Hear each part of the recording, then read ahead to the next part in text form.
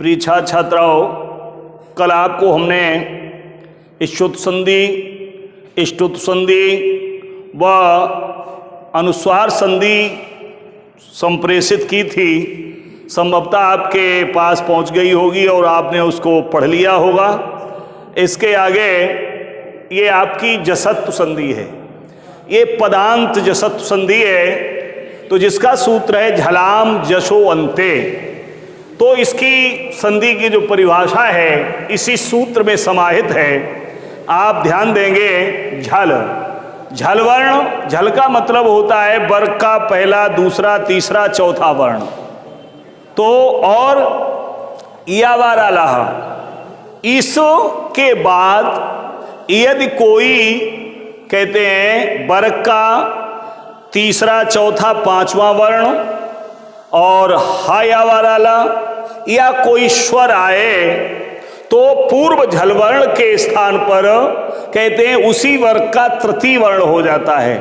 तो चूंकि हमने इसमें दूसरे हिसाब से परिभाषा लिखी है, पदांत झल अर्थात वर्ग का पहला, दूसरा, तीसरा, चौथा वर्ण के बाद कोई स्वर आए, के बाद कोई स्वर तथा सा एवं किसी भी वर्ग का पहला, दूसरा वर्ण छोड़कर, मतलब पहला, दूसरा तथा सा, ये तीन जो ऊष्म संज्ञक वर्ण हैं और वर्ग का पहला, दूसरा वर्ण है, इनको छोड़कर यदि झल के बाद किसी भी वर्ग का कोई भी अक्षर आए, चाहे स्वर हो चाहे व्यंजन हो, तो पूर्व झल वर्ण के स्थान पर कहते उसी वर्ग का तृतीय वर्ण हो जाता है। अब आप उदाहरण के माध्यम से समझेंगे। जैसे जगत धन ईशा,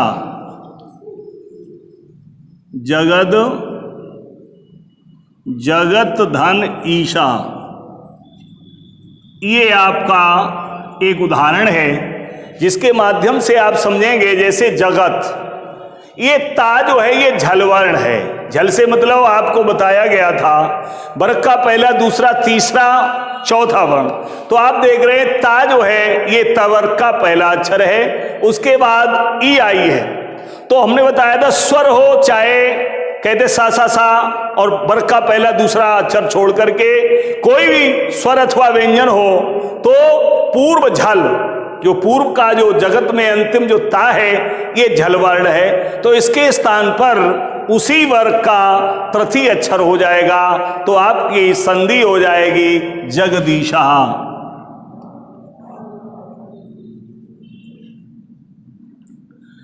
क्योंकि तवर्ग का तीसरा अक्षर होता है दा, तो ता के स्थान पर दा हो गया तो जगदीशा बन गया। इसी प्रकार से अच धन अंता,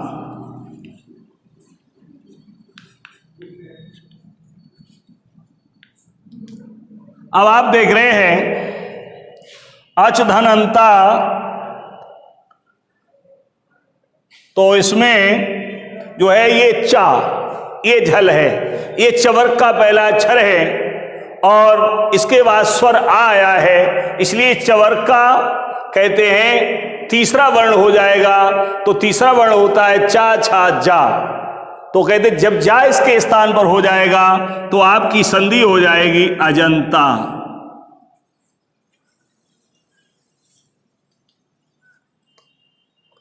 इसी प्रकार से जगत धन बंधु, जगत धन बंधु, ये भी भाई है। झल में जो ता है, ता के बाद बा आया है, तो बा ये कहते हैं क्योंकि पहला, दूसरा वर्ण छोड़ करके है तो ये तीसरा वर्ण है। तो इस ता झवल जो झल ता है इसके स्थान पर तृतीय अक्षर हो गया दा, तो बन गया जगत बंधु।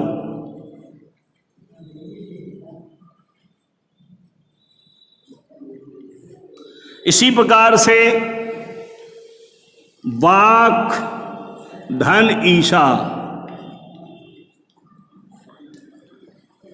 अब बाग धन ईशा ये का है, ये झल है, ये कवर का पहला अक्षर है और ईसा स्वर है, इसलिए का तृतीय अक्षर, कवर का तृतीय अक्षर गा होता है। तो का के स्थान पर जब गा हो गया तो आपका संधि आपकी हो गई जग वाग ईशा। इसी प्रकार से वाक धन हर,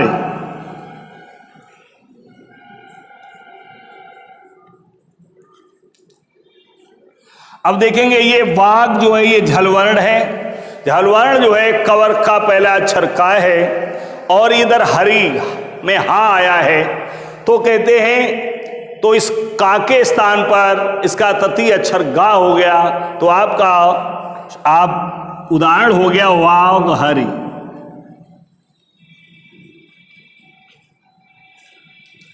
ये आपकी रही पदांत जसत्तु संधि। अब आएगी अपदांत। अपदांत जसत्तु संधि, इसका सूत्र है झलाम जस झस।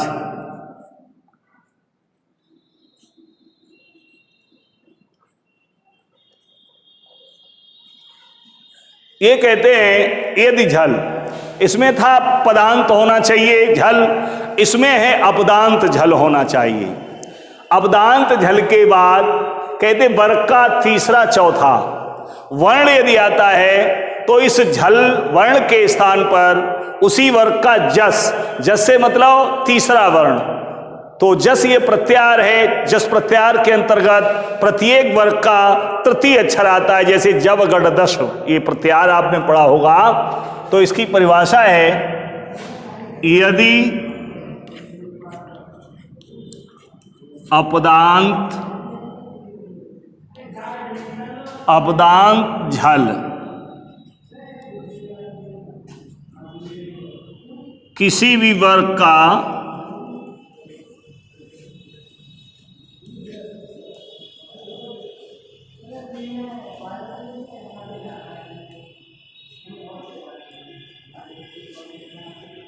वर्ग का प्रथम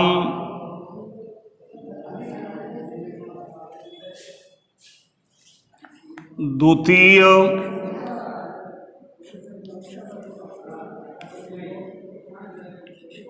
तृतीय व चतुर्थ वर्ण के बाद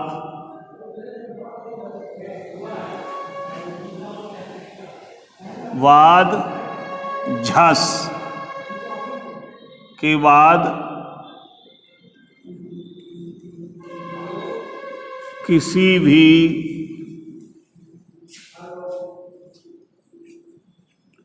वर्ग का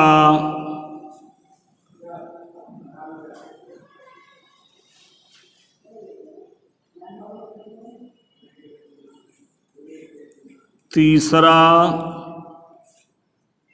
व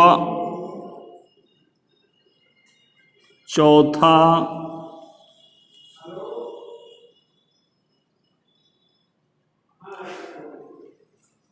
तीसरे व चौथे वर्ण में से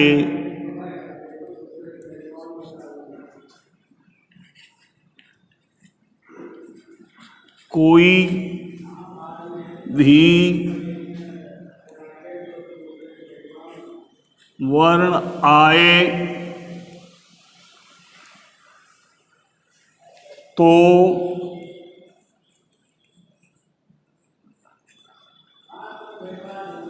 पूर्व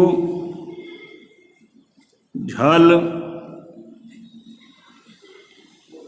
वर्ण के स्थान पर उसी वर्ग का तीसरा वर्ण हो जाता है।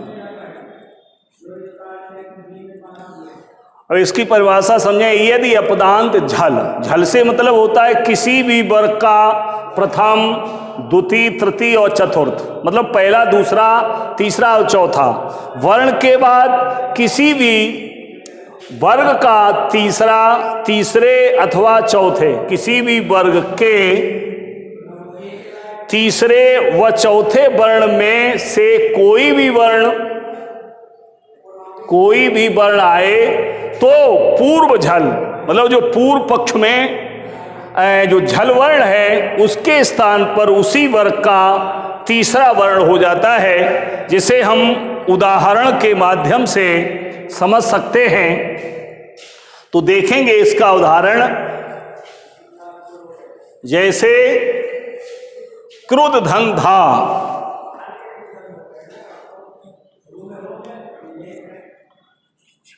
क्रोध धन धा। अब आप इसमें देख रहे हैं क्रुद्ध में जो धा आया है ये झल है, ये ताथा दादा ताथा दाधा तवर्ग का चौथा वर्ण है, और इधर भी धा आया है तो ये जो धा है ये झल है। इधर वर्ग का चौथा अक्षर धा आया है, इसलिए पूर्व जो झल धा है इसके स्थान पर इसी वर्ग का तीसरा अक्षर हो जाएगा। जब तीसरा अक्षर हो जाएगा तो तवर्ग का है ये, तो ता था दा, तो दा के वो धा के स्थान पर जब दा हो जाएगा तो आपका शब्द बनेगा क्रुद्धा।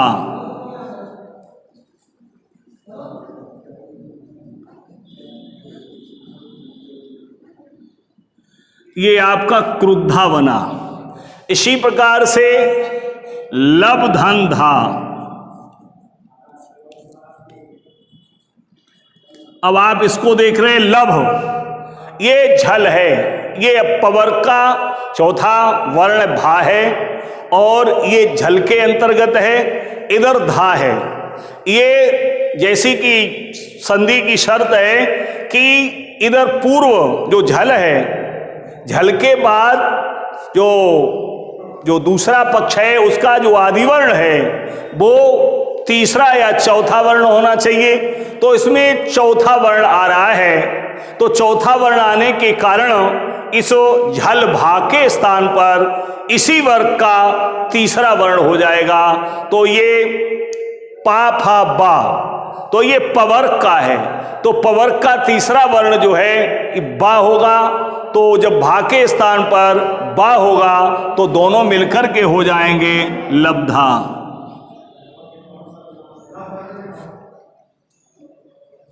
ये लब्धा बना। इसी प्रकार से युद्ध धंधा,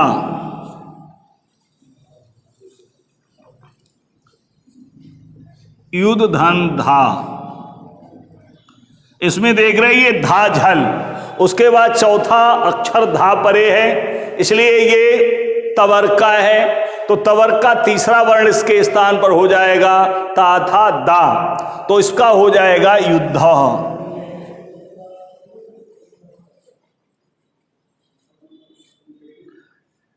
इसी प्रकार से एक और उदाहरण देखें, सिद्ध धन धी,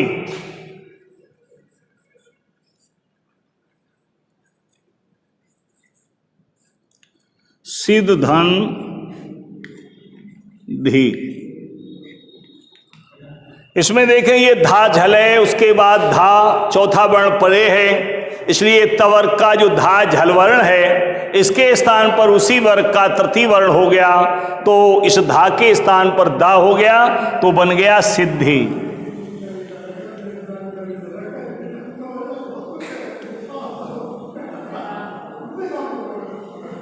ये बन गया सिद्धि।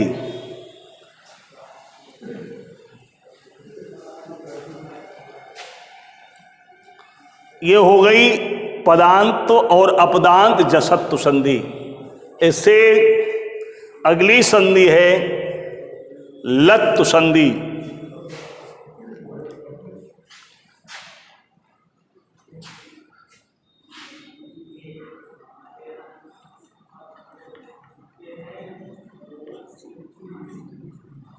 लत संधि इसका सूत्र है तोड़ ली।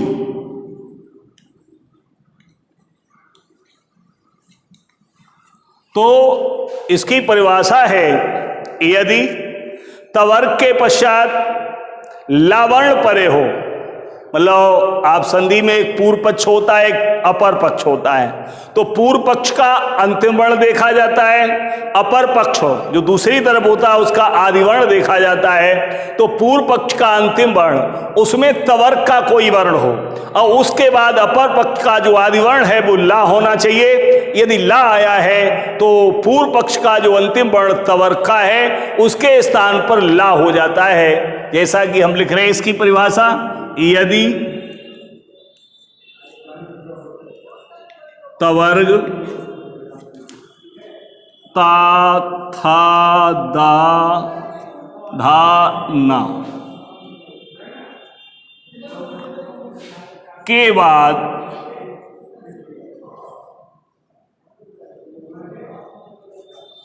लावर्ण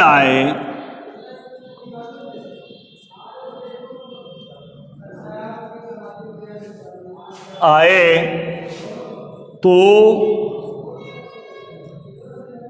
तवर्ग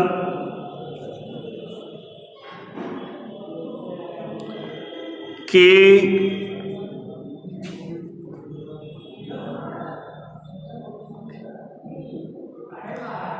तवर्ग के स्थान पर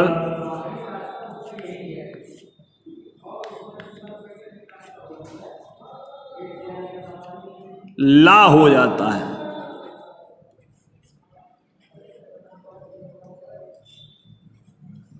मतलब ये यदि तवर्ग में से कोई वर्ण आ जाए और उसके आगे ला परे हो तो तवर्ग से आने वाले उस वर्ण के स्थान पर उसी वर्ग का तवर्ग के वर्ण के स्थान पर ला हो जाता है। जैसे तत् धन लया। अब आप देख रहे तत्व, तत् में जो अंतिम वर्ण है वो ता है, ये तवर्ग का है, और लया में जो आदि वर्ण है वो ला है। तो ता के आगे ला परे होने के कारण इस ता के स्थान पर ला हो गया, तो आपका शब्द बन गया तल्लया। इसी प्रकार से तत् धन लीनः,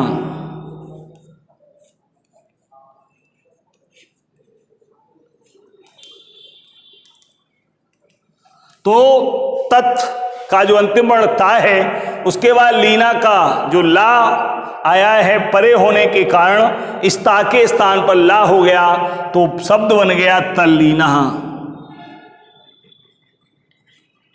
इसी प्रकार से उत धन लेख,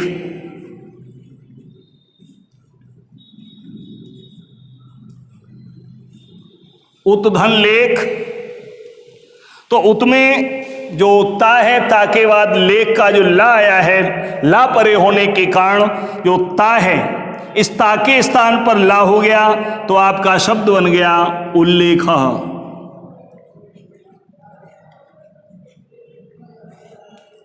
उल्लेखा। इसी प्रकार से उत धन लास,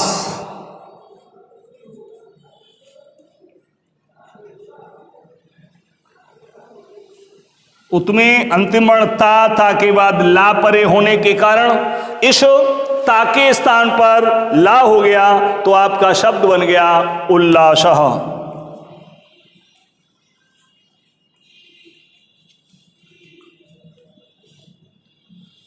अब इस संधि की एक विशेष बात है, ये कहते हैं यदि तवर्ग में से अगर ना आए, अगर ना वर्ग हो, ना अक्षर हो और ना के बाद ला आए, तो ना के स्थान पर ला तो होगा, परंतु उससे पूर्व वाले स्थान पर चंद्र बिंदी हो जाएगी, या कहेंगे अनुनासिक ला होगा। जैसे कि आप देख रहे हैं, जैसे विद्वान, विद्वान धन लिखत,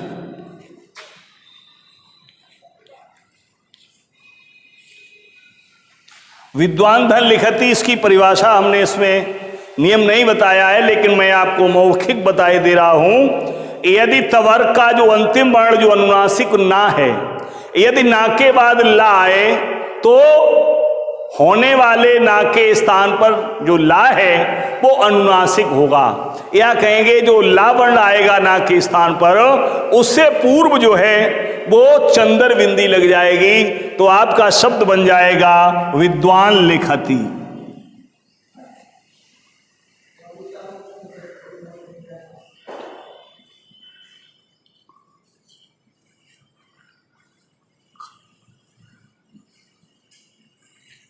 तो यहां पर चंद्र बिंदी हो गई, विद्वान लिखति। इसी प्रकार धीमान धन लिखति, इसी प्रकार से धीमान लिखति।